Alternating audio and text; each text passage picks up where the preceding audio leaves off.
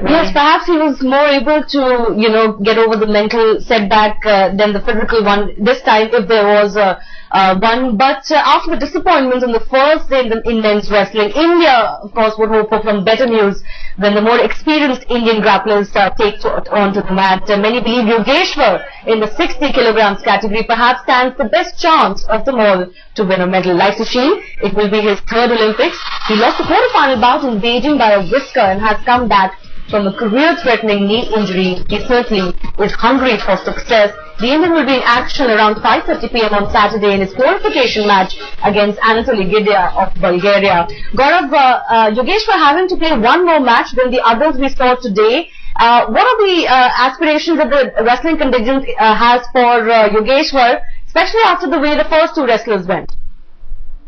Well, look, Shivani, 81 Indian athletes are now out of the fray. They're done and dusted. Only two left. One Yogeshwar, the other is Sushil. As far as Yogeshwar is concerned, he's a wily veteran. He's been around on the scene for plenty of time. He's been someone, who's come through the ranks of Indian wrestling. And as far as Yogeshwar is concerned, he's been training really, really hard. We spoke to him before he came to London for the Olympic Games. And, he told us, look, I'm as ready as I can be. This is going to be the biggest Olympic Games of my life. And I really want to give it my all. I don't think we're going to see the kind of mistakes that Amit made coming from Yogeshwar. He's very experienced and, I think he is ready to now seize this opportunity. The level of competition is going to be very, very tough. But Yogeshwar, spends a lot of time with Sushil as well. The weight categories are not too different. They spend a lot of time together. They room together. So they're going for their camps abroad. And I think he's going to, take on a lot from what Sushil has done over the last few years, be it at the Olympics 4 years ago, or be it at the World Championships. And I think that experience of, moving around with the champion wrestler is going to rub off on Yogeshwar, and we could expect something, and we could get to see something special from him. He has a tough draw, isn't it? Yes, he does. The two things about Yogeshwar.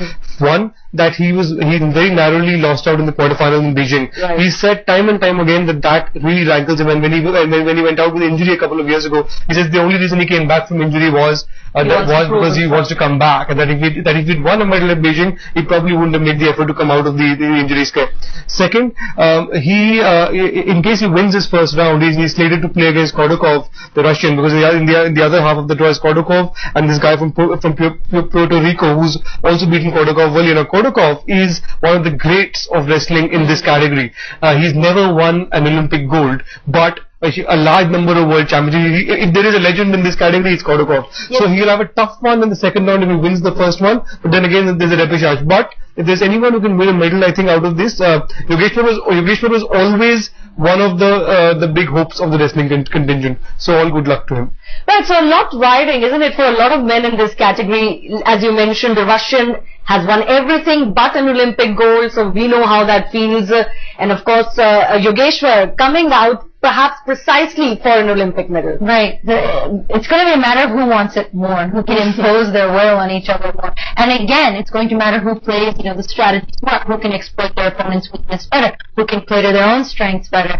We have a very highly decorated athlete in Yogesh, and if he could put his brain and his gumption all together, he's going to have a great first round, and let's see what happens in the second. And like Gaurav was saying, he's very experienced. This is his third Olympics. They've been training in Belarus, they've trained in Colorado Springs in high altitude. So they're as ready as they're going to be. Now it's about the mind games. Just one question, Alan, I wanted to ask you. Even in the boxing results that we saw, and perhaps these first two Indian wrestlers, does it seem like the Indians strategically are just not there? Because we seem to not be in touch with the scoring pattern or the scoring system. Here too, it seemed like strategically we weren't sure what we wanted to do on the mat.